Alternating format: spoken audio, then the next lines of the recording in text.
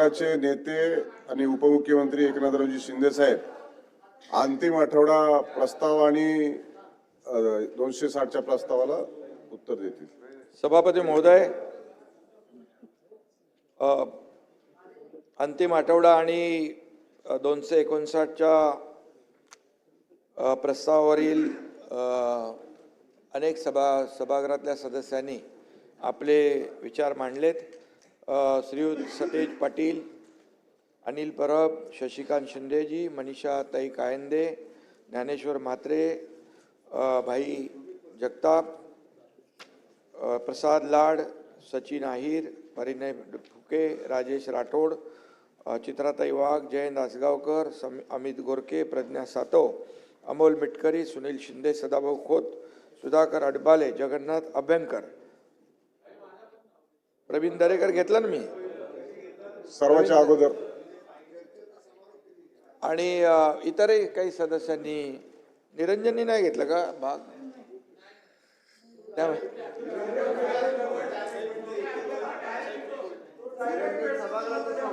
Direct सर्व सदस्यांचं मी मनापासून म्हणजे धन्यवाद देतो त्यांना. आणि या चर्चेमध्ये सहभाग घेतला, अनेक प्रश्नांना वाचा फोडण्याचं काम केलेलं आहे. सभापती महोदय, अंतिम आठवडा आणि 260 आणि 259 या 260 मांडलेल्या प्रस्तावाला मी उत्तर आपल्या परवानगीने देतोय.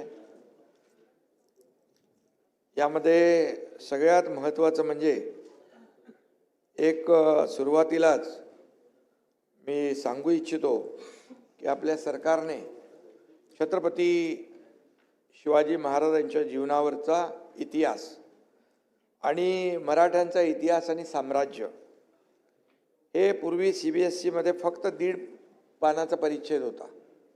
पण दादा भुसे यांनी 8 मे 2025 रोजी केंद्रीय शिक्षण मंत्री धर्मेंद्र प्रधानजी यांच्याबरोबर चर्चा केली आणि आता 8वीच्या पुस्तकामध्ये 21 पानांचा पूर्ण छत्रपती शिवाजी महाराजांचा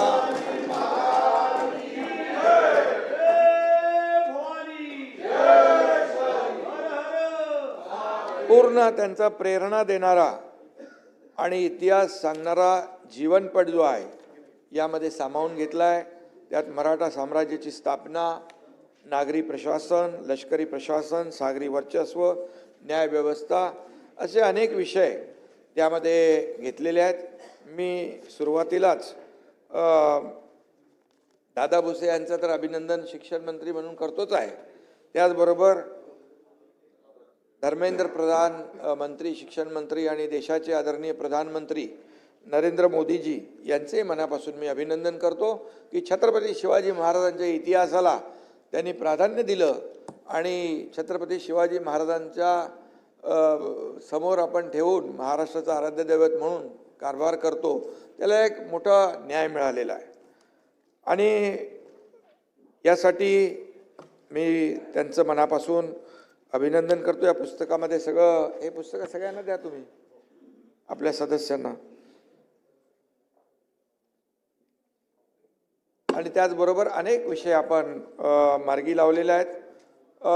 विरोधकांनी दिलेल्या प्रस्तावावर आणि झालेल्या चर्चेवर आपण नजर टाकली तर काही ठोस असं जे काही अपेक्षित होतं त्या प्रकारची चर्चा दुर्दैवाने सभागृहामध्ये म्हणजे काही म्हणजे असं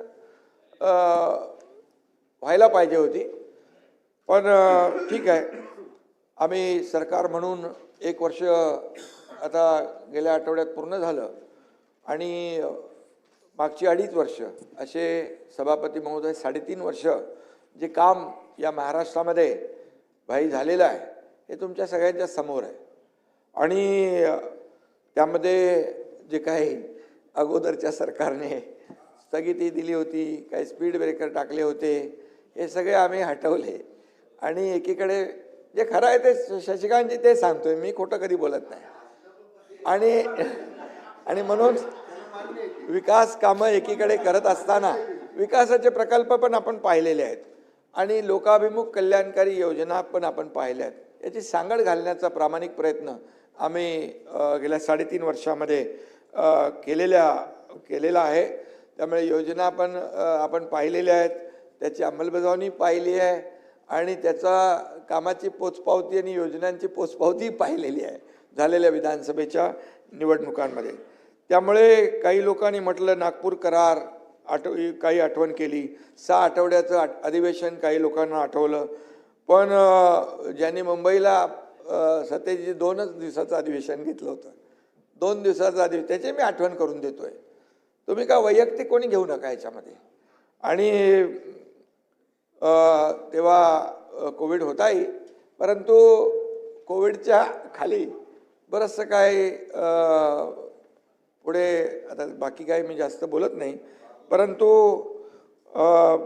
म्हणजे तुम्ही केलं ते बरोबर आहे. म्हणजे आप करे तो सही और हमने किया तो अच्छा नहीं, ये क्या बरोबर नहीं है, ये बरोबर नहीं आहे. आणि म्हणून या अधिवेशनात विरोधकांनी, म्हणजे तुम्ही विधान परिषदेचं घेऊ नका, खाली सभेचंही मी बोलतोय की जे काही फक्त थोडं आपलं पायऱ्यांवर आंदोलनं आणि थोडंसं जे काय झालं त्याप्रमाणे ज्या पद्धतीने सभागृहामध्ये विदर्भाच्या संदर्भात नागपूरमध्ये अधिवेशन होतं आहे, त्यामुळे विदर्भाच्या बद्दल जी काय पोटतिडकीने काही गोष्टी करायला पाहिजे होत्या त्या दुर्दैवाने झाल्या नाहीत. आणि यावेळेस काही लोक म्हणाले सभागृह अधिवेशन कमी काळाचं आहे, पण मी भाई सांगतो आपल्याला, सकाळी 9 वाजता सभागृह सुरू झालेलं आहे आणि रात्री खालचं 2-2 वाजेपर्यंत चाललेलं आहे. त्यामुळे कामकाज जे आहे, कामाला न्याय देण्याचा प्रयत्न सरकारने, आम्ही अगोदरच सांगितलं होतं पत्रकार परिषदेमध्ये, ज्या ज्या प्रश्नांना तुम्ही प्रश्न मांडाल त्याला उत्तर देण्याची सरकारची पूर्ण तयारी आहे. कुठल्याही आयुधाच्या माध्यमातून आपण विचारा. आणि परंतु दुर्दैवाने ते झालं नाही. पण जाऊ द्या, काही जणांनी तर म्हणजे 2 वाजेपर्यंत आम्ही सभागृह चालवलं, पण काही लोक तर 2 तास पण सभागृहामध्ये बसायची तसदी घेतली नाही. काही म्हणजे ज्यांना जनतेची खरंच प्रश्नांची या अधिवेशनामध्ये आपण त्याला न्याय मिळवून घेत असतो, त्याला वाचा फोडत असतो, परंतु तसं काय वातावरण पाहायला मिळालं नाही. फक्त एकच विरोधी पक्षनेता हे पूर्ण अधिवेशनामध्ये दुसरं काय विरोधी पक्षनेत्याशिवाय नेत्यांनी आपल्या चर्चा केली नाही. ही दुर्दैवाची बाब आहे. आणि भाई, विदर्भामध्ये एक म्हण आहे, घरात नाही दाना आणि मले पाटील म्हणा, नाही पाटील म्हणा का बाजीराव म्हणा, ठीक आहे. आणि विरोधकांकडे आता संख्याबळ नाही आहे दुर्दैवाने. ते आमची चूक नाही आहे, जनतेने ते दिलेलं आहे मॅन्डेट, त्या जनतेचं मॅन्डेट स्वीकारलं पाहिजे. आणि जेव्हा जेव्हा आपण, शेवटी सर्व जनता असते आणि म्हणून काही लोक तोंडाने फक्त बोलत असतात, इथे येऊन बोलत नाहीत आणि ते बळ फक्त इथूनच दाखवतात, बाहेर दाखवतात. आणि मग आरोप तर आम्हाला पण आम्ही आरोप पातळी सोडून बाई कधी करत नाही, आपल्याला माहीत नाही. आणि म्हणून काही लोकांचं अंगात नाही बळ आणि चिमटा काढून पळ अशी परिस्थिती काही लोकांची झालेली. मी खाली बोललो, जेव्हा माझ्यावर टीका केली तेव्हा मी बोललोय. काही लोक पर्यटन करून गेले, सभापती महोदय, अरायवल आणि डिपार्चर. पर्यटन मंत्री इकडे आहेत. आणि म्हणून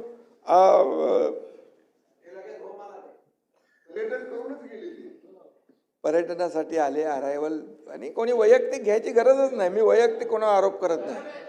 आणि आले, फिरले, गेले, ठीक आहे, चांगलं आहे. पण सभागृहामध्ये एकही प्रश्न न विचारणारे देखील सदस्य आपण पाहिले, एकही प्रश्न न विचारणारे सदस्य देखील पाहिले. हे खरं म्हणजे रेकॉर्डवर आहे. न बोलणारे मध्ये पण रेकॉर्डमध्ये येणार. आणि म्हणून ही खरं म्हणजे लोकांच्या बद्दल असलेली तळमळ जी आहे त्यांनी दाखवली. आणि जास्ती काय मी म्हणे सांगत नाही, पण माझ्या मते अधिवेशन किती दिवसाचं घेता हा मुद्दा महत्त्वाचा नाही, विदर्भाच्या विकासासाठी आपण काय मागणी करतो हा महत्त्वाचा मुद्दा आहे. आणि म्हणून विदर्भाच्या विकासासाठी काय केलं काही लोक विचारत होते. आणि म्हणून महायुती सरकारचा विदर्भाचा जो काही चौफेर विकास आम्ही करतोय याच्यावर थोडासा मी कटाक्ष टाकतो. आणि वराड म्हणजे सोन्याची कुऱ्हाड असं म्हटलं जातं, तेच वैभव विदर्भाला पुन्हा एकदा प्राप्त करून देण्याचा महायुतीचा प्रामाणिक प्रयत्न आहे. विदर्भामध्ये नागपूरमध्ये अधिवेशन असल्यामुळे या ठिकाणी विदर्भात देखील जे काही केलं आहे त्याचं थोडक्यामध्ये मी सारांश सांगतो. वीज निर्मिती, खनिज संपत्ती, कृषी उत्पादन, वनसंपत्ती, पर्यटन, वाहतूक, लॉजिस्टिक क्षमता ही 7 विदर्भाची मुख्य बलस्थान आहे. आणि इथलं इन्फ्रास्ट्रक्चर, इंडस्ट्री आणि इरिगेशन याच्यावर आम्ही भर दिला गेल्या 3.5 वर्षामध्ये. गडचिरोलीसारख्या नक्षल भागामध्ये आत्तापर्यंतच्या इतिहासामध्ये कधीही कारखाने जात नव्हते. आज कितीतरी कारखाने, जिंदाल सारखे, लॉईड सारखे कितीतरी कारखाने या ठिकाणी गडचिरोलीमध्ये जाऊ इच्छित आहेत. आणि मोठ्या प्रमाणामध्ये दावोसमध्ये देखील जे करार झाले मी मुख्यमंत्री असताना आणि देवेंद्रजी मुख्यमंत्री असताना, त्याच्यामध्ये मोठ्या प्रमाणापैकी गडचिरोलीमध्ये देखील उद्योजकांनी करार केले. आणि त्यामुळे 5 लाख कोटींचे जे सामंजस्य करार झाले ते विदर्भासाठी झालेले आहेत. भाई, विदर्भासाठी ही मोठी आहे. आणि म्हणून पुढील 5 वर्षात गडचिरोली हे देशाचं स्टील हब बनेल अशा प्रकारचं तिथे लोकांच्या हाताला रोजगार मिळाला आहे. आज कितीतरी हजारो लोकांना काम मिळतं आहे. आणि गडचिरोलीहून जगभरामध्ये स्टील निर्यात केलं जाईल, अशा प्रकारची परिस्थिती तिथे आहे. कारण पोटेन्शियल आहे पण लोक जात नव्हते. मला आठवतं मी जेव्हा पालकमंत्री होतो आणि सुरजागडला प्रकल्प सुरू करायचा होता तर आपले अधिकारी पण, पोलीस डिपार्टमेंट पण म्हणाले नक्षलवाद आहे तिकडे, नक्षलवादामध्ये तिकडे सुरू करता येणार नाही. मी त्यांना त्या वेळेस सांगितलं, नक्षलवाद आणि सरकार कुणासाठी आहे? नक्षलवादाला घाबरून जर तिथे उद्योग आपण सुरू करत नसो तर मी वेगळा भाषा तिथे काढली होती, मी ते बोलू इच्छित नाही. तर मी स्वतः जाऊन तिथे हे कारखाना सुरू करेन. आणि मग स्वतः मी सुरजागडला जाऊन तिथे कारखाना सुरू झाला. आज तिथे 10,000 20,000 लोक काम करतायत. आज मोठ्या प्रमाणावर तिथे इतर इंडस्ट्री जाते. आणि टाटा आपले टाटा समूह जो आहे त्याला देखील धन्यवाद दिले पाहिजे की त्यांनी देखील तिकडे इन्व्हेन्शन त्यांनी एक सेंटर चालू केलं आहे. इन्व्हेन्शन, इनोव्हेशन आणि इन्क्युबेशन हे स्किल डेव्हलपमेंट CSR मधून चालू केलं आहे. 5,000 ते 7,000 लोक दरवर्षी ट्रेंड होणार. ते नोकऱ्या तर मिळतील पण स्वतःचा व्यवसाय देखील करणार.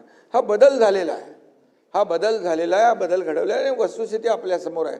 आणि टाटा समूहाने आणखी देखील जिथं जिथं आपण मागणी करतोय तिथं देखील तयारी दाखवलेली आहे.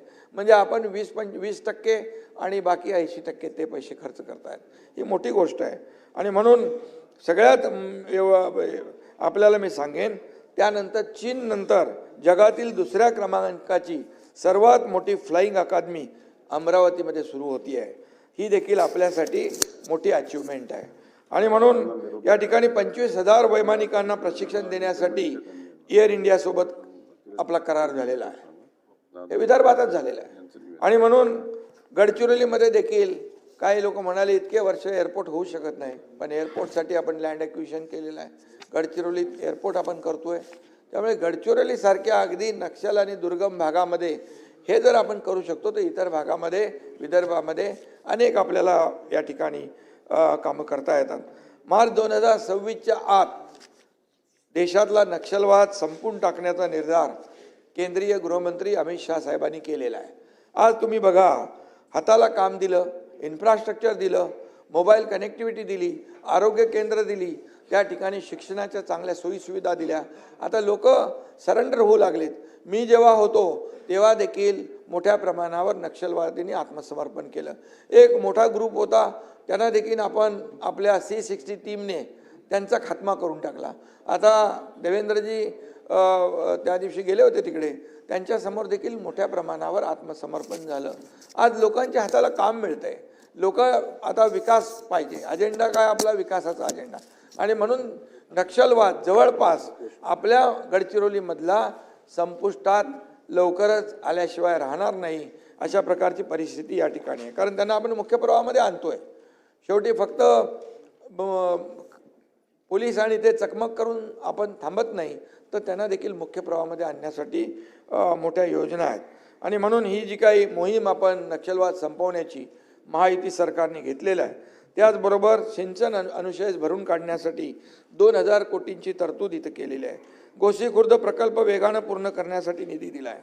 मी आपल्याला सांगू इच्छितो, महाविकास आघाडीच्या काळात 4 फक्त सिंचन प्रकल्पांना सुधारित प्रशासकीय मान्यता दिली.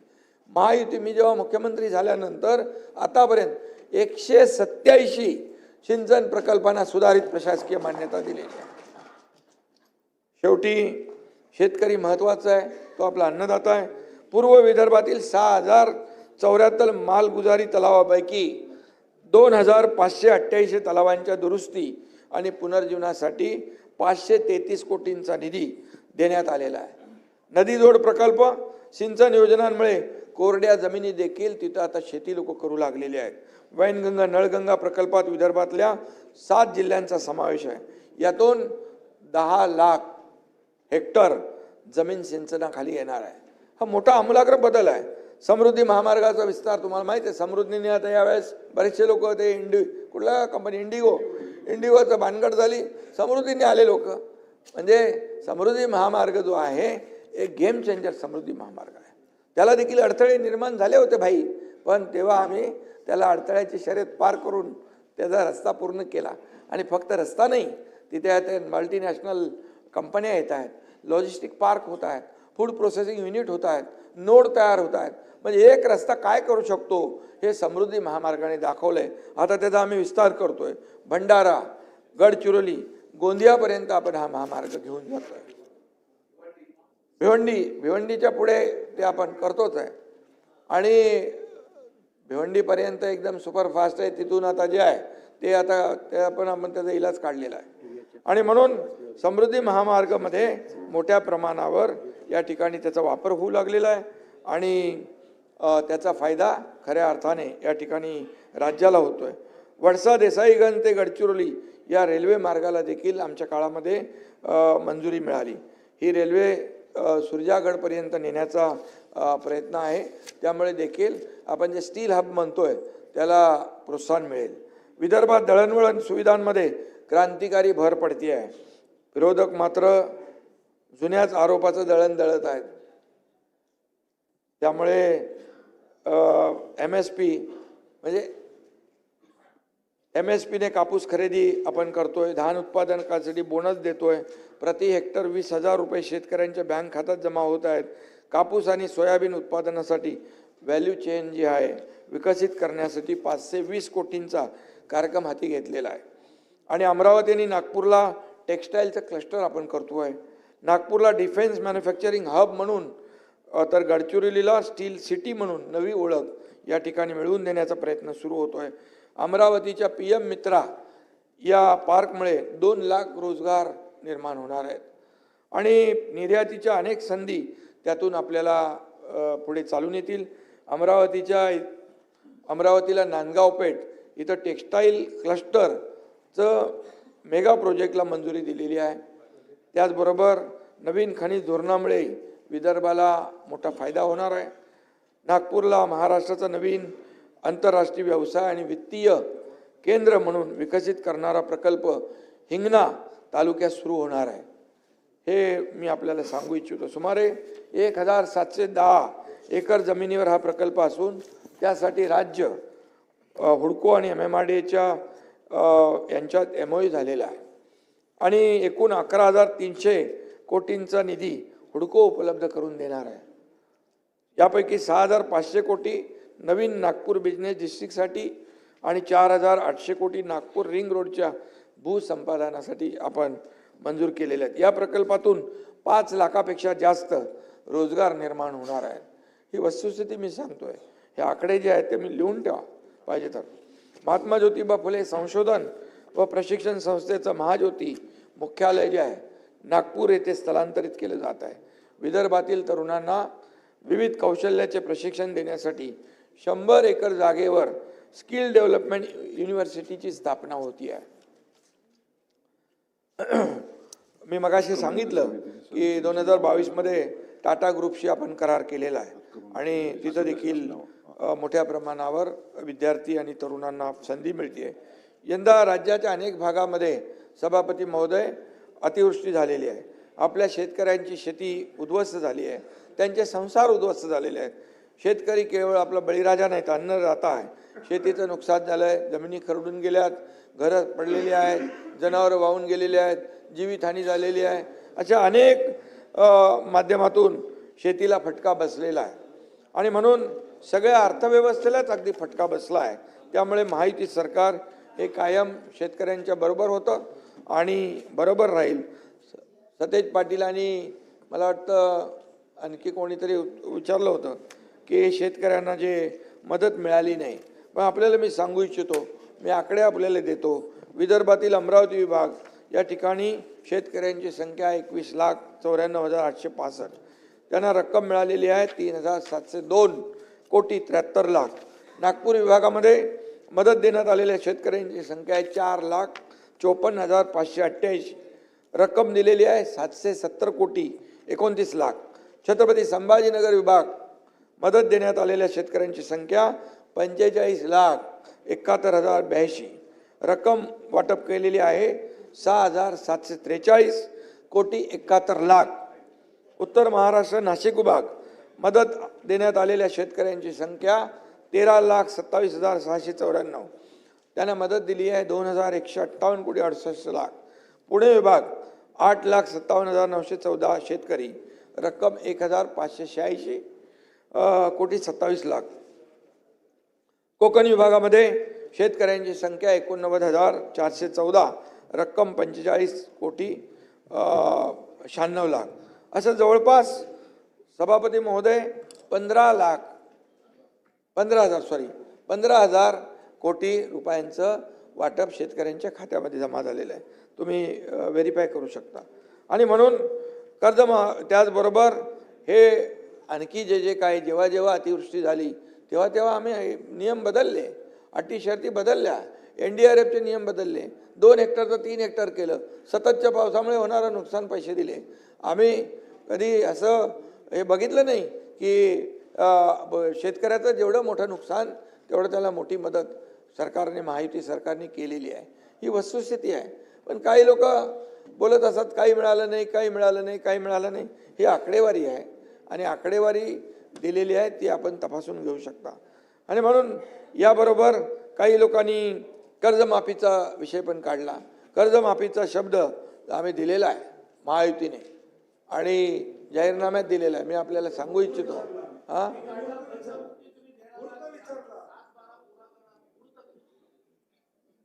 सगळं होतं ना बरोबर. तुम्ही म्हणाले होते लाडकी बहीण योजना पण होणार नाही, झाली ना? झाली की नाही? त्याला अरे इथले लोक कोर्टात गेले होते हे बंद पाडा बनून. गेले होते, जाऊ दे आता बोलत नाही मी. गेले होते बंद पाडायला, कोर्टाने त्यांना दिली चपराक लावून आणि पळवलं त्यांना. तर आणि गेलेले हरले. म्हणून आम्ही जे बोलतो ते करतो. जे बोलतो कमिटमेंट म्हणजे कमिटमेंट. मैं एक तो कमिटमेंट करता नहीं, लेकिन एक बार मैंने कमिटमेंट कर दी तो फिर खुद की भी नहीं सुनता.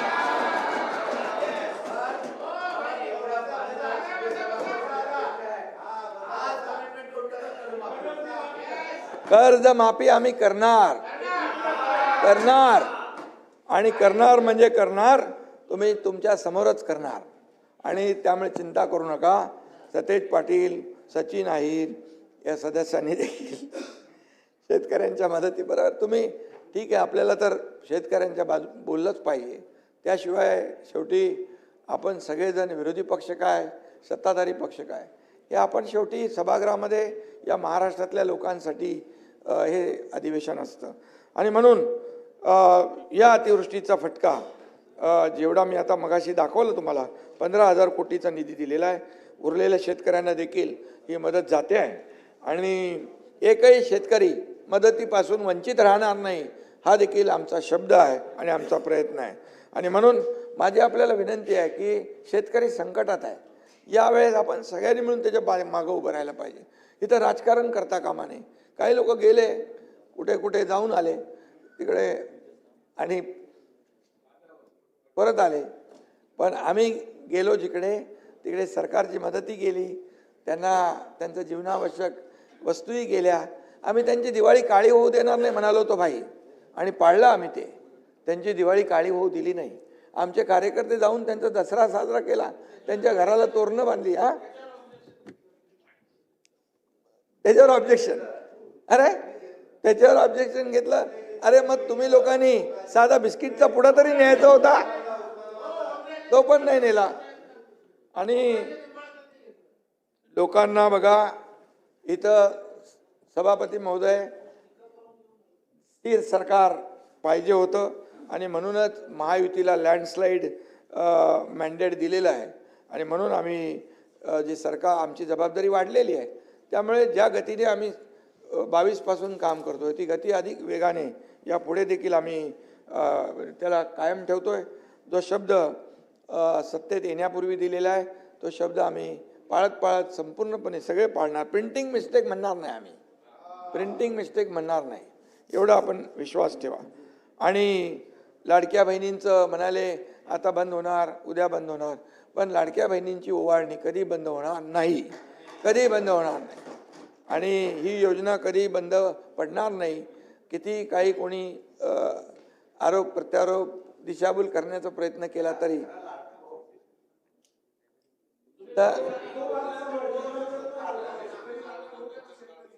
आणि त्यामुळे किती काही हे केलं तरी लाडकी बहीण योजना कधी बंद होणार नाही.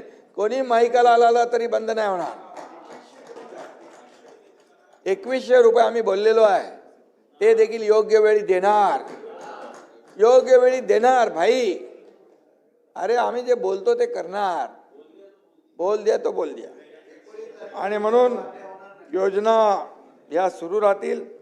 खरं तर मी मुख्यमंत्री झालो तेव्हापासूनच अनेक लोकांना त्रास झाला, पोटदुखी झाली, काय काय आजार झाले.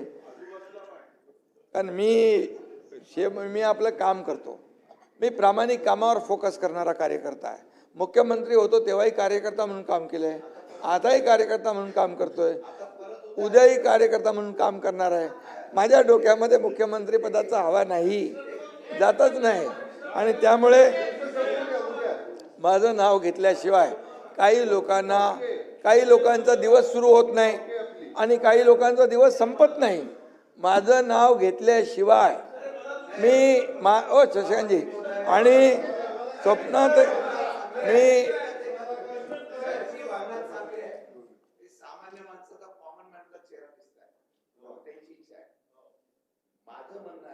मला बाहेर मगाशी सकाळी पत्रकाराने विचारलं 19 तारखेला काहीतरी बदल होणार, धमाका होणार आहे, त्यामध्ये परत हे मुख्यमंत्री होणार आहे असं सांगितलंय, ती गोष्ट खरी आहे का? सभापती महोदय, शशिकांतजी, आमचा अजेंडा खुर्ची नाही आहे. आमचा अजेंडा काय सांगतो, ज्या लोकांनी आम्हाला खुर्चीत बसवलंय ना त्यांचे प्रश्न सोडवणे, त्यांच्या समस्या सोडवणे. त्यामुळे तुम्ही तुम्ही हितचिंतक आहात, आभारी आपला. परंतु आपल्याला सांगतो मी, आमचा अजेंडा जो आहे बघा, सोन्याचा चमचा घेऊन जन्माला आम्ही आलो नाही, परंतु या महाराष्ट्रातल्या सर्वसामान्य लोकांच्या आयुष्यात सोन्याचे दिवस आणण्याचा प्रयत्न आम्ही करणार. आणि आपण पाहताय, मी मुख्यमंत्री व्हायच्या पूर्वी पण असाच होतो, मुख्यमंत्री झालो तरी असाच आहे, आताही असाच आहे. त्यामुळे माझ्यात बदल होणार नाही. सर्वसामान्य माणूस आमचा केंद्रबिंदू आहे. आणि म्हणून मी कॉमन मॅन, लोक आता मला डेडिकेटेड टू कॉमन मॅन म्हणतात. काय प्रॉब्लेम आहे का? चीफ मिनिस्टर म्हटलं किंवा डेप्युटी चीफ मिनिस्टर म्हटलं का म्हणजे असं काय नवीन काय असतं का काय? त्यामुळे सर्वसामान्य माणसाची जी नाळ जुळलेली आहे ती भाई कनेक्ट झालेली आहे, ती तुटता कामा नये. आपण जमिनीवरचे कार्यकर्ते आहोत. त्यामुळे कार्यकर्ता हा आपला जो आहे हा सर्वसामान्य माणूस आहे. आणि म्हणून मी आपल्याला एवढंच सांगतो की काही लोकांना मला कोणी सांगितलं कि आप नज़र का ऑपरेशन कर सकते हैं लेकिन नजरिए का नहीं कर सकते, डोळ्याचं करू शकतो पण क्या है, मग त्याला आता झोपेचा सोंग घेतलेल्या माणसाला उठवू शकतो का आपण? झोपलेल्या माणसाला उठवता येतं, पण काही लोकांना जे आहे तेच आहे की बसता उठता दिल्लीला गेला की प्रॉब्लेम, गावाला गेला की प्रॉब्लेम, शेती करायला गेला की प्रॉब्लेम. असं कसं चालते? आणि मी मी मी काही कोणावर बोलत नाही. मला जेव्हा बोलतात तेव्हा मी नेमकं बोलतो. आणि त्यामुळे आता काल काय काय बोलून गेलेत, मी जाऊ दे, मी त्याच्यावर जात नाही. आता पुढे अजून आपल्याला निवडणुकांमध्ये प्रचार करायचा आहे. त्यामुळे टीकेला मी टीकेने उत्तर देत नाही, आरोपाला आरोपाने उत्तर देत नाही. सचिनजी बरोबर आहे की नाही? मला तुम्ही कधी असं बिलो द बेल्ट कधी आरोप करताना कोणा बघितलंय? मी कधी नाही. मला आरोप करतात, मग मी चांगल्या भाषेमध्ये त्यांना उत्तर देतो, सभ्य भाषेत. आणि विरोधी पक्षनेता द्या, नाही तर उपमुख्यमंत्री पद रद्द करा. अरे तर काय संबंध आहे त्याचा?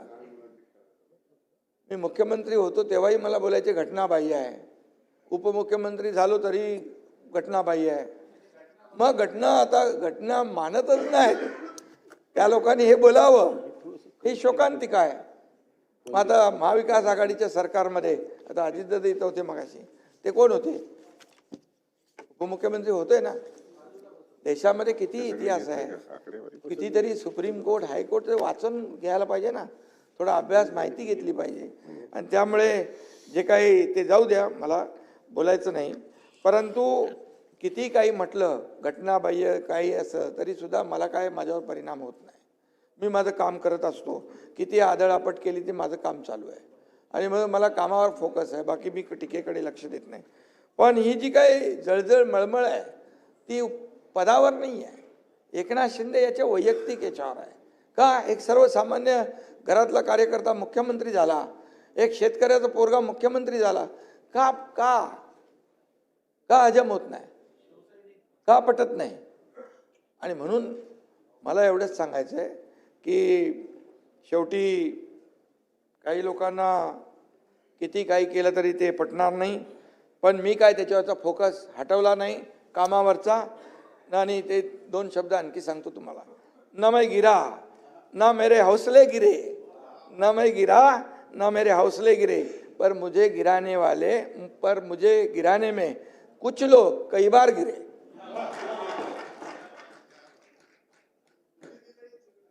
थोडं पाहिजे,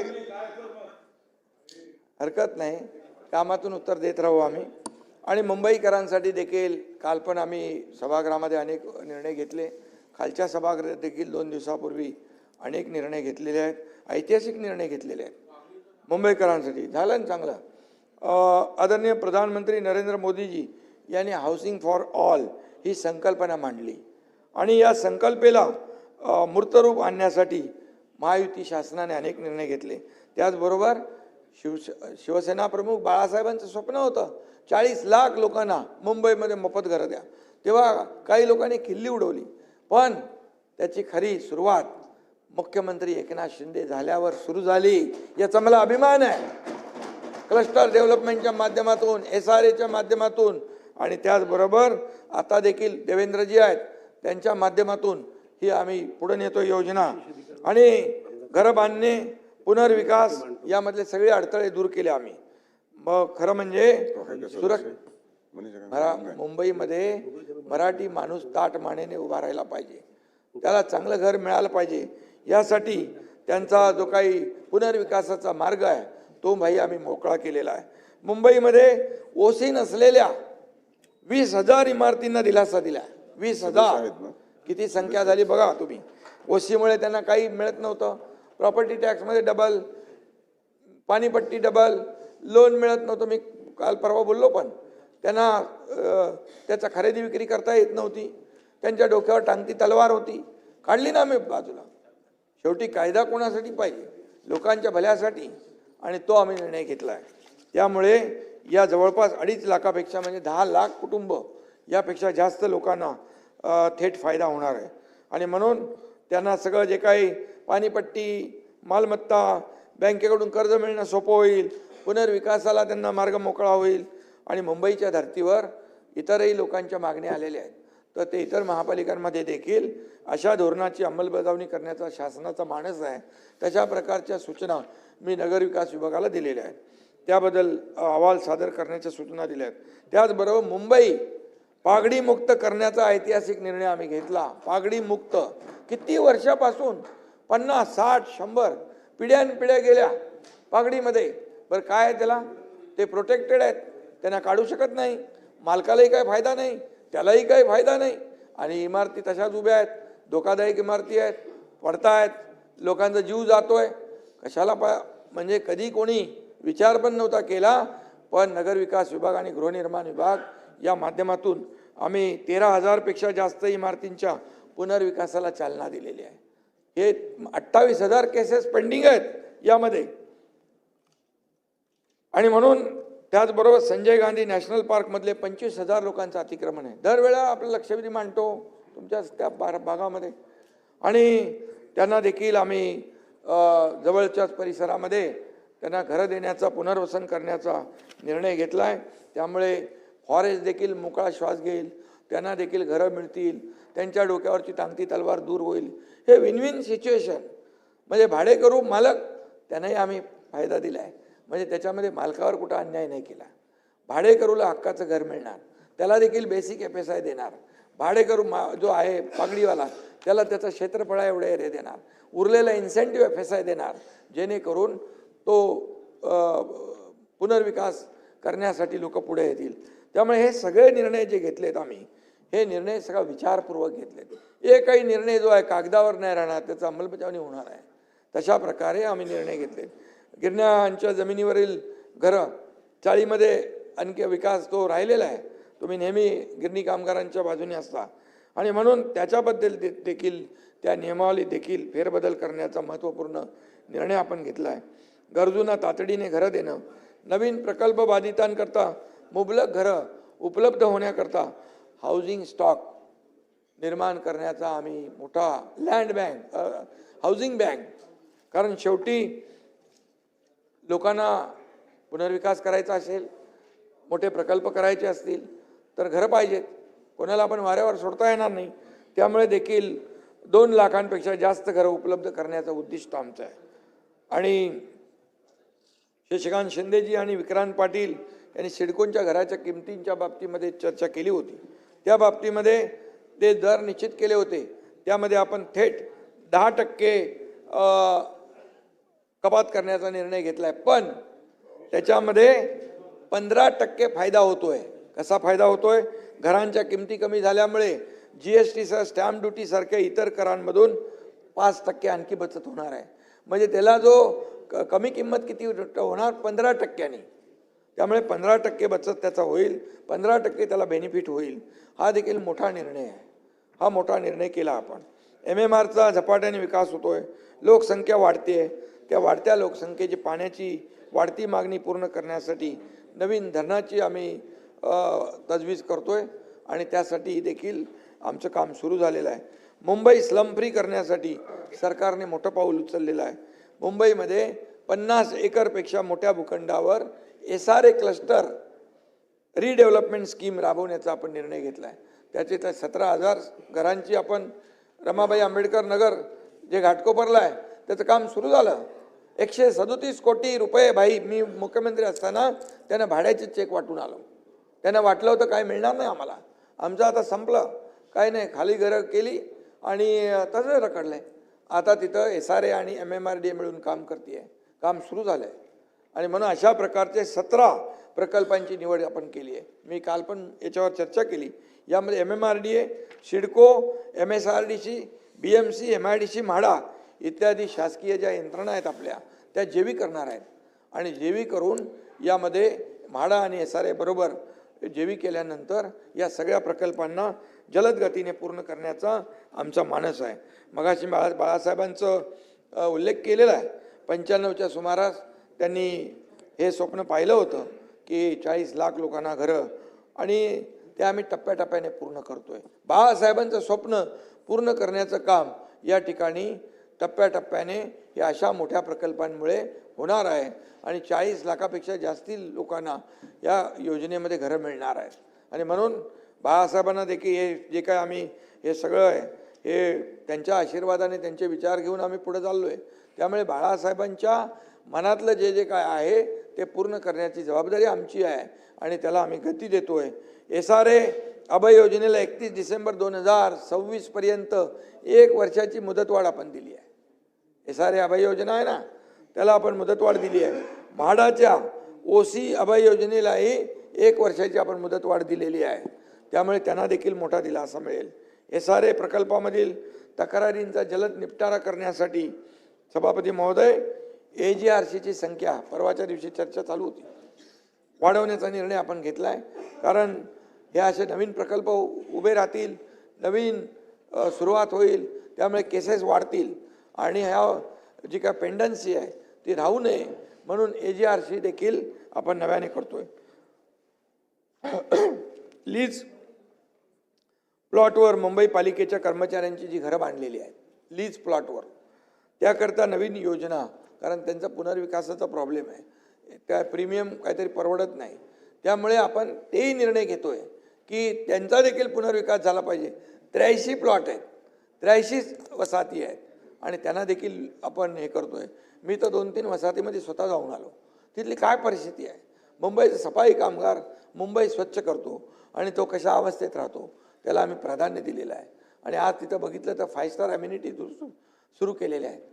हे काम शेवटी सरकार म्हणून आपलं आहे, ते आम्ही करतोय आणि त्यांना देखील योजना आम्ही करतोय.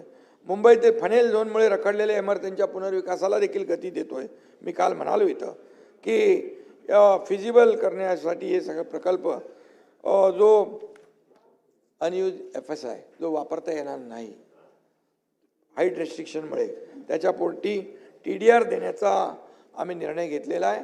TDRच्या माध्यमात काही लोकांच्या सूचना आहेत की भाडं जे आपल्याला लागतं त्याचा देखील कॅल्क्युलेट करावा TDR, त्याच्यावर देखील आपण सकारात्मक विचार करतोय. कारण शेवटी कुठलाही भुर्दंड त्या नागरिकावर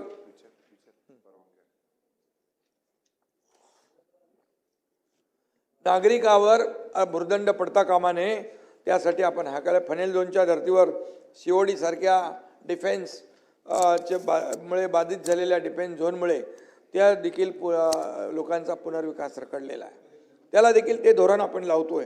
या योजनांमुळे मुंबईत हजारो पुनर्विकास प्रकल्प मार्गी लागणार आहेत आणि म्हणून झोपडपट्टी पुनर्वसन क्षेत्र घोषित केल्यानंतर योजनेचा प्रस्ताव सादर केल्यानंतरचा कालावधी 120 दिवसावरून 60 दिवसावर आपण आणलेला आहे. त्यामुळे प्रकल्प जलद गतीने राबवले जातील, पेंडन्सी थांबेल आणि लोकांची रखडपट्टी होणार नाही. झोपडपट्टीवासियांना देय असलेलं प्रलंबित भाडं आणि SRAला देय असणाऱ्या रकमा या थकबाकीची वसुली करण्यासाठी विकासकाच्या मालमत्तेची जप्ती करून विक्री करण्याचा निर्णय देखील आपण याच्यामध्ये नियमामध्ये बदल केलेला आहे. कारण काही लोक हात वर करून टाकतात, त्याला भाडं नाही, काही नाही, गेला तो नाला सोपारा वसई, इकडं गेला बदलापूर अंबरनाथ वांगणी, काय त्याच्या हातामध्ये काही नाही. आणि म्हणून मुंबईच्या बाहेर गेलेला मुंबईकर पुन्हा मुंबईमध्ये आणण्याचं काम या ठिकाणी आपलं महायुती सरकार करणार आहे. त्यासाठी हे तजवीज आपण करतो. आणि म्हणून काही लोक मुंबई तोडणार हे निवडणुका आल्या की करतात, परंतु मी सांगतो की मुंबई ही आपली आर्थिक राजधानी आहे आणि मुंबई महाराष्ट्रापासून कोणी तोडू शकत नाही. मुंबई हा हार्ट आहे महाराष्ट्राचा आणि जोपर्यंत सूर्यचंद्र आहे तोपर्यंत मुंबई कोणीही तोडू शकणार नाही. कोणी माईकाला आला तरी, कुणाच्याही 7 पिढ्या खाली आल्या तरी सुद्धा. त्यामुळे जे तुम्ही जरा आपल्या मित्रपक्षाला सांगत नाही. शासकीय यंत्रणा SRA यांच्या जेवीच्या माध्यमातून रमाबाईचं मी आपल्याला उदाहरण रमाबाई आंबेडकरचं नगरचं सांगितलेलं आहे. एकूण 16,500 झोपड्याचं पुनर्वसन होत आहे आणि म्हणून या ठिकाणी झोपडीधारकांचं भाडं जे आहे ते इतर जे काय आहे त्यांची माहिती डिजिटल प्लॅटफॉर्मवर आणण्याचा प्रयत्न करतोय आम्ही. आणि झोपडपट्टी धारकांची पात्रता आणि अपात्रता निश्चित करण्यासाठी ऑटो ॲनेक्स्टर 2 प्रणालीचा वापर या ठिकाणी आपण करतोय. आणि त्याचबरोबर मानवी हस्तक्षेपाशिवाय पडताळणी यामुळे करता येईल. आणि तिथं देखील फार जे काही आता जो काही सिस्टीम आहे ती सिस्टीम देखील अधिक सुलभ करण्यासाठी SRA आणि म्हाडामध्ये त्यासाठी देखील आपण हे करतो. काल अनिल परब म्हणाले की आपल्या ST महामंडळ ना त्याच्यामधले RTO त्यांची मी माझ्याकडे होतं खातं तेव्हा मी सगळ्या ऑनलाईन करून टाकल्या ऑनलाईन बदल्या करून टाकल्या. ऑनलाईन त्यांच्या ट्रान्सफर आणि पोस्टिंग. तसंच या ठिकाणी देखील आपण या व्यवस्थेमध्ये अधिक सुलभता आणली पाहिजे, सुटसुटीतपणा आणला पाहिजे यासाठी, कारण लाखो लोकांचा विषय आहे. आणि म्हणून मुंबईतल्या बंद 58 गिरण्यांमधील 1 लाख गिरणी कामगारांच्या वारसांना मी त्याशी बोललो ना, घरं देण्याची योजना सुरू करण्यात आली. हे ज्या जागेसाठी सहमती त्यांनी दर्शवली आहे त्यांना ते आपण तिकडे देऊ, पण ज्या संमती दर्शवणार नाहीत त्यांना इतर पर्याय आपण देण्याचा देखील निर्णय घेतलेला आहे. नाही ते मध्ये काहीतरी त्याचा ते इतर पर्याय देऊ ना, आपण इतर पर्याय देऊ. आणि यामध्ये 18 वर्षांच्या प्रदीर्घ कालावधीनंतर महायुती सरकारने गृहनिर्माण धोरण 2025 जाहीर केलं आहे. यामध्ये परवडणारी घरं, शहरात नवीन आलेल्या युवकांसाठी रेंटल घरं, वर्किंग वुमन हॉस्टेल्स, ज्येष्ठ नागरिकांसाठी घरं, अशा अनेक घटकांना न्याय देण्याचा प्रयत्न आपण केलेला आहे. ज्येष्ठ नागरिकांसाठी जिरॅटिक केअर करता विशेष योजना आपण तयार करतोय, हे देखील आपण करतोय. म्हाडा अंतर्गत जुने रखडलेले प्रकल्प मोतीलाल नगर असेल, अभ्युदय नगर असेल, GTB नगर, कोळीवाडा, सायन कोळीवाडा, आदर्श नगर, वांद्रे रेक्लेमेशन, SVP नगर, इतर अनेक प्रकल्प जे आहेत, कामाटीपुरासारखा देखील प्रकल्प जो अनेक वर्ष रखडले त्याला देखील आम्ही मान्यता दिली आहे. त्यांचे देखील तिथं मोठ्या प्रमाणावर विकास होईल, डेव्हलपमेंट होईल आणि क्लस्टर डेव्हलपमेंटमध्ये ते देखील आपण केलेलं आहे. आणि म्हणून मुंबईकरांना मुंबईतच हक्काचं सुरक्षित घर मिळालं पाहिजे, हे स्वप्न जे बाळासाहेबांचं होतं त्याची पूर्तता आपण करतोय. आणि म्हणून येत्या 23 जानेवारी रोजी सुरू होणाऱ्या बाळासाहेबांच्या जन्मशताब्दी वर्षानिमित्त मुंबईकरांसाठी योजना आणून 23 जानेवारी रोजी सुरू होणाऱ्या बाळासाहेबांच्या जन्मशताब्दी वर्षानिमित्त सुनील शिंदे ऐका, मुंबईकरांसाठी योजना आणून आम्ही बाळासाहेबांच्या चरणी हे सगळं योजना आणि योजना पुष्प अर्पण करतोय.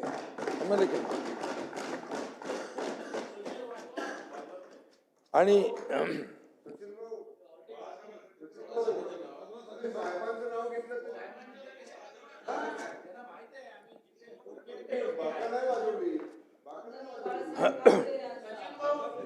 मला आनंद आहे सभापती महोदय की सेंट्रल हॉलमध्ये पण, मुंबईच्या विधान भवनामध्ये सेंट्रल हॉलमध्ये पण बाळासाहेबांचं तैलचित्र लावण्याचं संधी आणि भाग्य आम्हाला लाभलं, याचं देखील आम्हाला आठवण करून देतो, बाकी काय.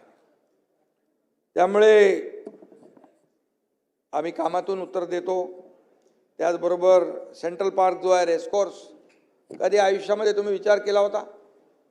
अगोदर प्रयत्न झाले पण ते काय पुढे झालं माहीत नाही. ते भाषणामध्ये गुंडाळलं. मुख्यमंत्री मी झाल्यानंतर चेहलनं बोलवलं. मी म्हणालो रेसकोर्सची जमीन जी आहे ती मुंबईकरांसाठी ऑक्सिजन पार्क, सेंट्रल पार्क म्हणून उपलब्ध झाली पाहिजे. मग त्यातली 125 एकर जमीन सरकारने घेतली आणि त्याचबरोबर जे कोस्टल रोडचा जो एरिया आहे तो जवळपास 170 एकर सभापती महोदय मिळून 300 एकरचं आंतरराष्ट्रीय दर्जाचं सेंट्रल पार्क मुंबईमध्ये आपण करतोय, मुंबईमध्ये. आणि याला आपण चालना देतोय आणि त्याची सगळी तयारी झालेली आहे. आणि म्हणून ह्या अशा प्रकारची जी काही कामं आहेत त्या, आणि त्याचबरोबर पूर्ण राज्यभरात आदरणीय आमचे प्रधानमंत्री नरेंद्र मोदीजी यांच्या वाढदिवसानिमित्त छोट्या छोट्या शहरांना पण नमो गार्डनसाठी 1-1 कोटी रुपये आम्ही दिले. नवीन गार्डन नको. छोट्या छोट्या शहरामध्ये गार्डन बनवणं, उद्यान बनवणं त्यांना परवडत नाही, म्हणून आम्ही 394 उद्यानांना 394 कोटी रुपये दिले. 394 कोटी. आणि म्हणून याचाही विचार तुम्ही करा. आणि म्हणून यामध्ये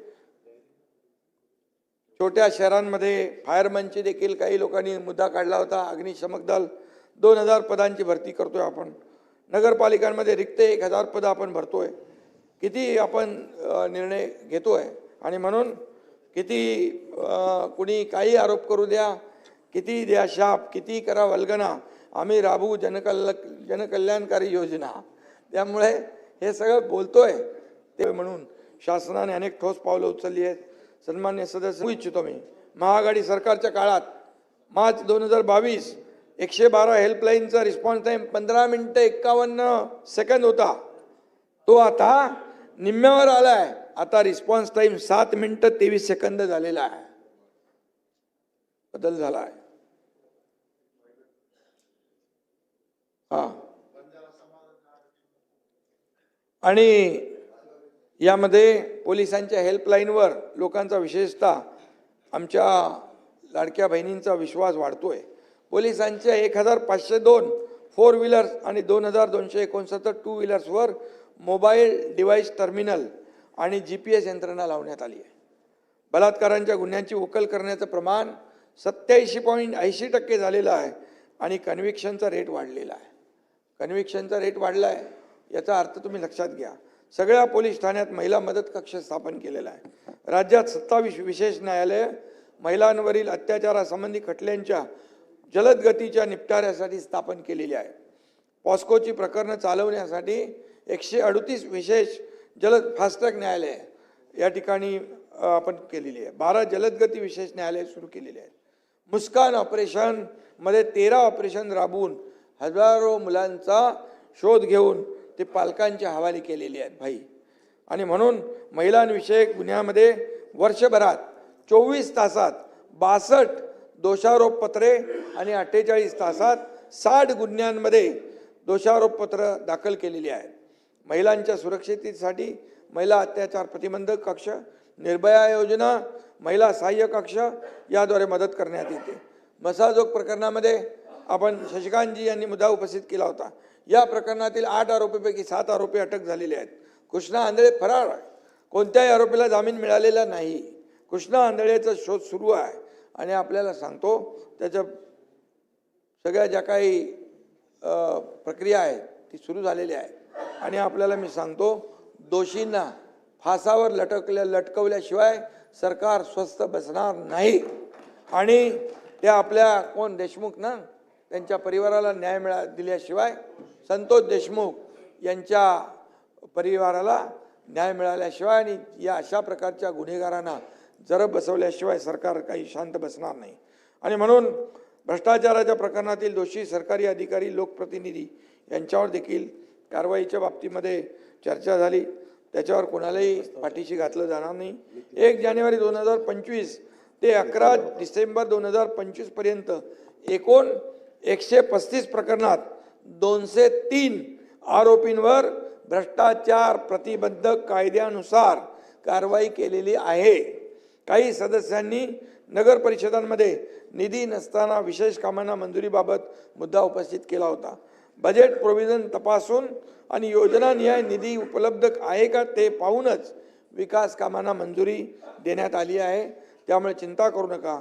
रस्ते बांधकामातील भ्रष्टाचाराबद्दल सभागृहात मुद्दा आलेला आहे.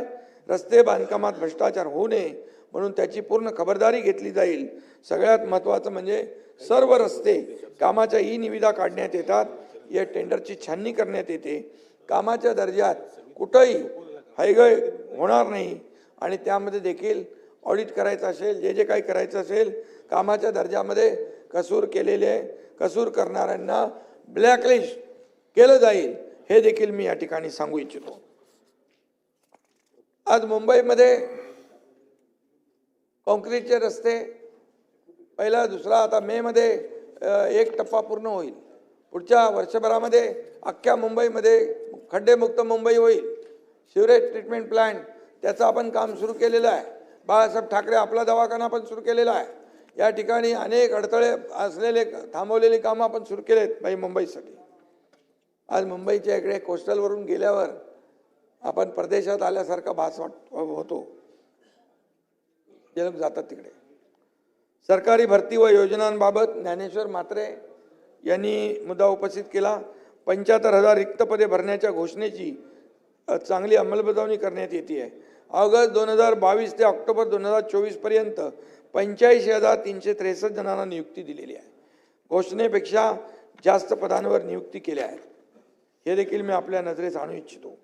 आणि 42,484 जणांना शासकीय पदांवर, 39,215 जणांना निमशासकीय महामंडळावर, 3,664 जणांना अनुकंपा तत्वावर नियुक्ती देण्यात आलेल्या आहेत.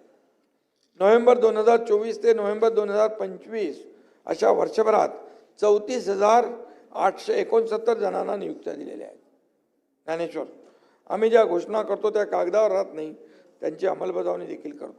हॅम पद्धतीच्या रस्ते कामातील आर्थिक अपाराबद्दल इतर काही लोकांनी चर्चा केलेली आहे.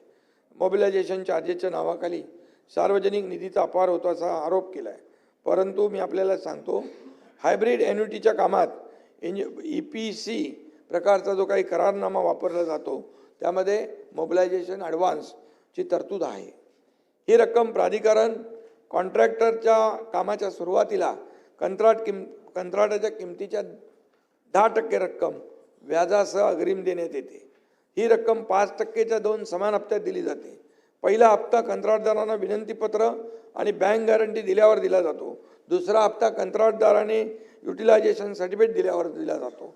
आणि यावर ॲडव्हान्सवर मोबिलायझेशन ॲडव्हान्सवर व्याज आकारलं जातं. त्यामुळे कंत्राटदाराला ॲडव्हान्सच्या 110% बिनशर्त बँक गॅरंटी द्यावी लागते. आणि म्हणून प्रत्येक बिलातून ठराविक 15% रक्कम त्याची कापून घेतली जाते. त्यामुळे सार्वजनिक निधीचा अपहार होण्याचा जर कोणी प्रयत्न केला तर त्याला चाप लावण्याचा नियम आपल्याकडे आहे. या ठिकाणी अनिल परब नाही आहेत. त्यांनी मुंबईतील हवेच्या प्रदूषणाबाबत चिंता व्यक्त केली होती. पण चिंता करण्याची गरज नाही. RTOचं मी सांगितलं ना, काय खरमाटे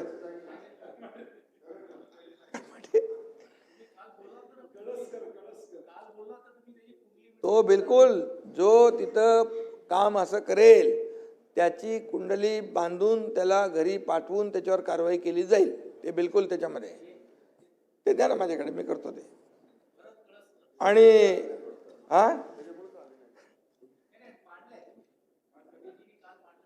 पण मी आपल्याला सांगतो, प्रदूषण आम्ही कमी करतोय, चिंता करू नका. मुंबईतलं प्रदूषण हवेतलं नसून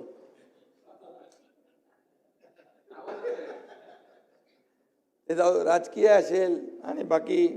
तर यामध्ये एकच सांगतो, मुंबईमध्ये भाई डीप क्लीन ड्राईव्ह कोणी आणला? डीप क्लीन ड्राईव्ह रस्ते पाण्याने रिसायकल वॉटरने धुण्याचं काम सुरू केलं मुख्यमंत्री असताना मी. सगळे लोक त्याच्यामध्ये इन्व्हॉल्व झाले, सोसायटी आल्या, NGO आले, सगळे आले. बीच क्लीन ड्राईव्ह झाला. आम्ही रस्ते धुतले हो. तेव्हा आपण म्हणायचं हे काय मुख्यमंत्र्याचं काम असतं? मग काय मुख्यमंत्र्याचं काम घरी बसायचं असतं? आणि आम्ही तर रस्ते धुतले, तिजोऱ्या नाही धुतल्या.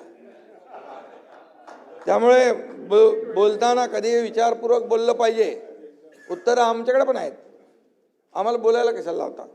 आणि म्हणून समुद्र किनारे आता STPमुळे आता जेवढं पाणी जात आहे ते पूर्णपणे सचिनना माहीत आहे की पूर्णपणे विदाऊट ट्रीटमेंट जात आहे. बरोबर.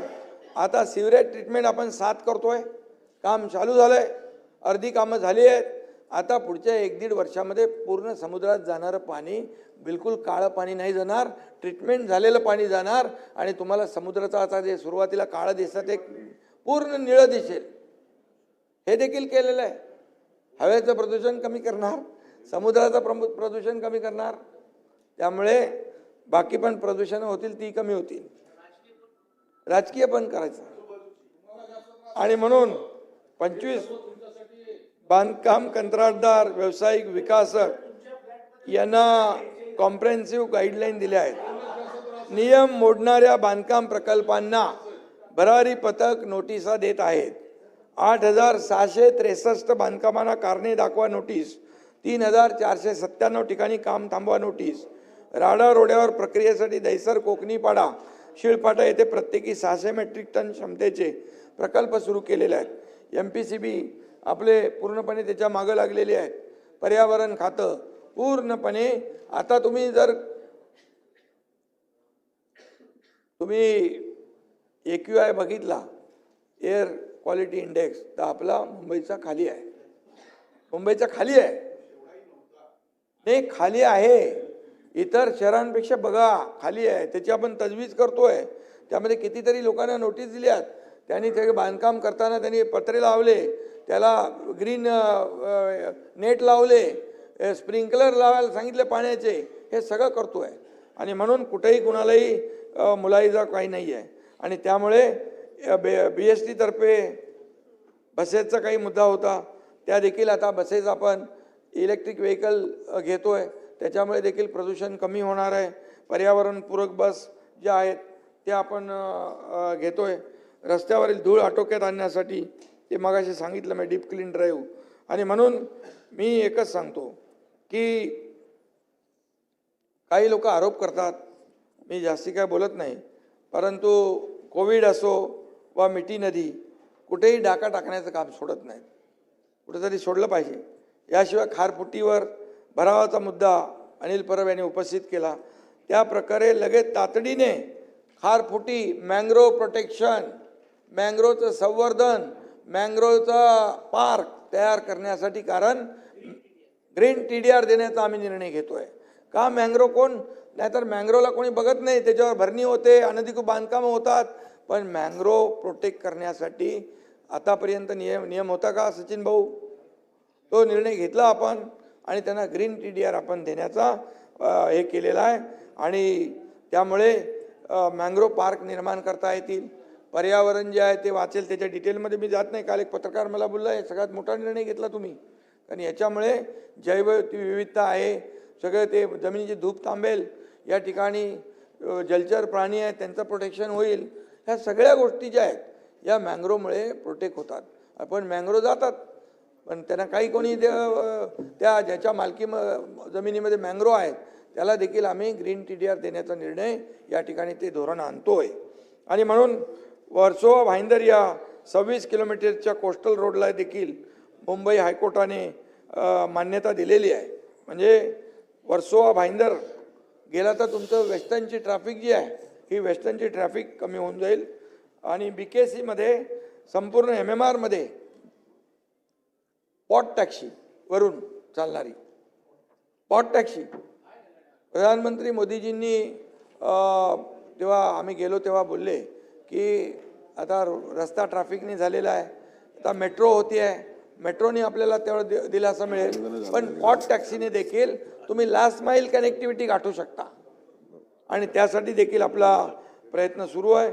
BKC मार्गे रिक्लेमेशन ते नवीन एअरपोर्ट मुंबई आणि नवीन मुंबई एअरपोर्ट जो आहे तो अंडरग्राऊंड टनेल आपण करतोय.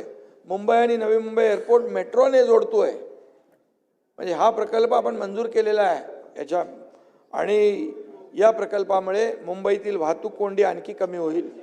वाढवण बंदरासाठी 76,000 कोटी केंद्र सरकारने दिलेत, त्यांचं मोदीजींचं मी अभिनंदन करतो. या ठिकाणी देखील आपण MIDC, मी परवाच म्हणालो आपल्या उदय सामंत यांना, MIDC तिथे झाली पाहिजे, तिथे लॉजिस्टिक पार्क झाला पाहिजे, तिथे एअरपोर्ट झाला पाहिजे.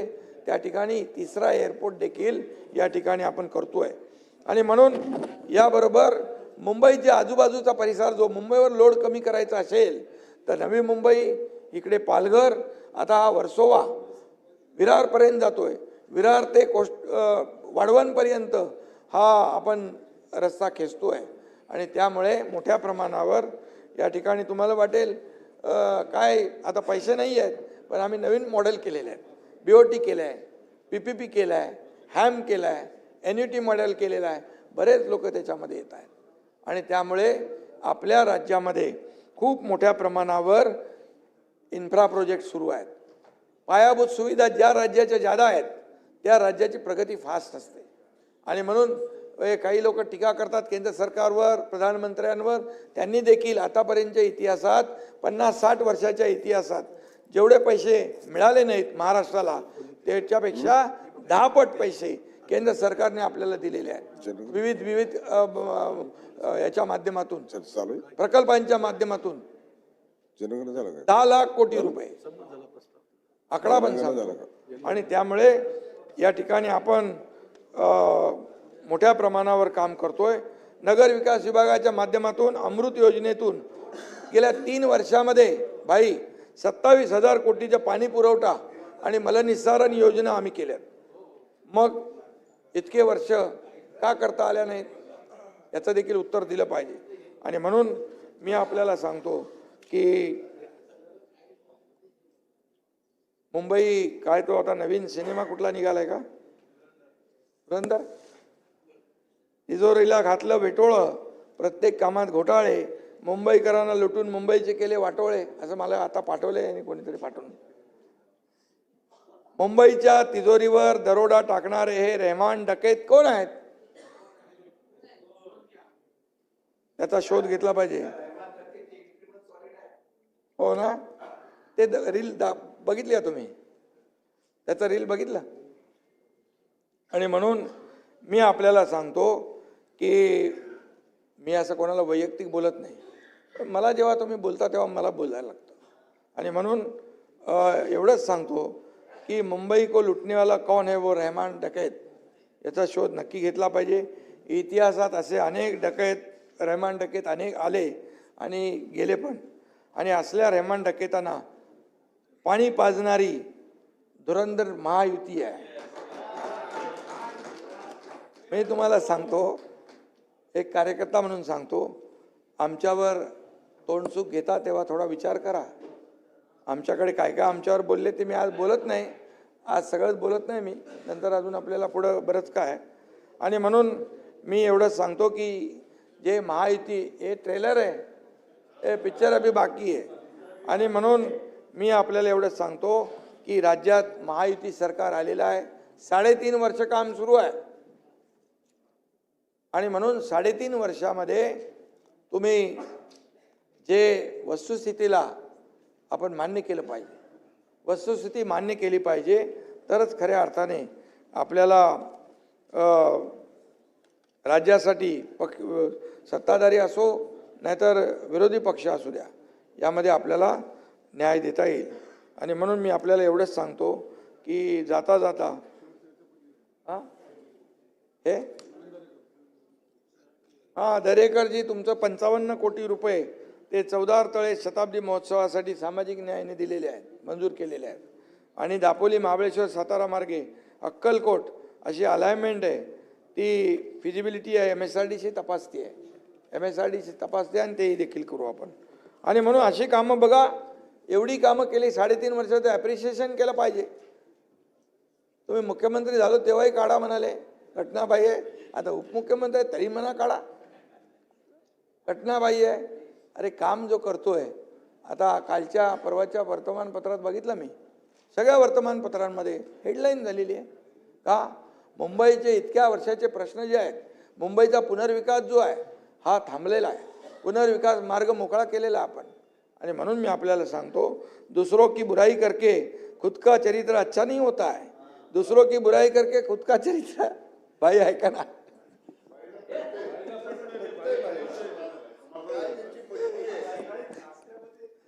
दुसरं बघा कसं आहे, मी बघा, जसे काही लोक टीका करतात एकदम खालच्या पातळीत, तसं मी करत नाही ना, मग त्यांना हे चांगलंच आहे नाही. दूसरों की बुराई करके खुद का चरित्र अच्छा नहीं होता, विचार और विश्वास बेचने वाला कभी सच्चा वारिस नहीं होता. आणि म्हणून आम्ही सगळे विकासासाठी एकत्र आलेलो आहे. आदरणीय प्रधानमंत्री मोदी साहेबांच्या नेतृत्वात देश विकास यात्रेवर भरारे मारतोय. त्यात महाराष्ट्राचं सगळ्यात मोठं कॉन्ट्रीब्युशन असणार आहे. $5 ट्रिलियन इकॉनॉमी. आपल्याला काय दिलंय? 1 ट्रिलियन. नीती आयोगाच्या बरोबर बैठक झाली त्यावेळेस ते म्हणाले, तुम्ही महाराष्ट्राचं काय बघताय, तुम्ही मुंबई MMR मध्येच 1 ट्रिलियन नाही 1.5 ट्रिलियन डॉलरचं पोटेन्शियल आहे. एवढं पोटेन्शियल आपल्याकडे आहे आणि महाराष्ट्राचं योगदान सगळ्यात जादा असणार आहे. भाई या आपल्या पुढच्या 2029, 35, 2047 हे टप्पे जे आहेत आणि म्हणून हे आमचं जे आहे मिशन आहे आपलं की महाराष्ट्राचं कॉन्ट्रीब्युशन सगळ्यात जादा असलं पाहिजे. त्यामुळे महायुती विचारांची आहे, विश्वासाची आहे. त्यामुळे किती कोणी प्रयत्न केला तरी काही फरक पडत नाही. युती आमची अभेद्य राहणार आहे. आणि तुम्ही तिकडं लोकभवनला आले होते ना?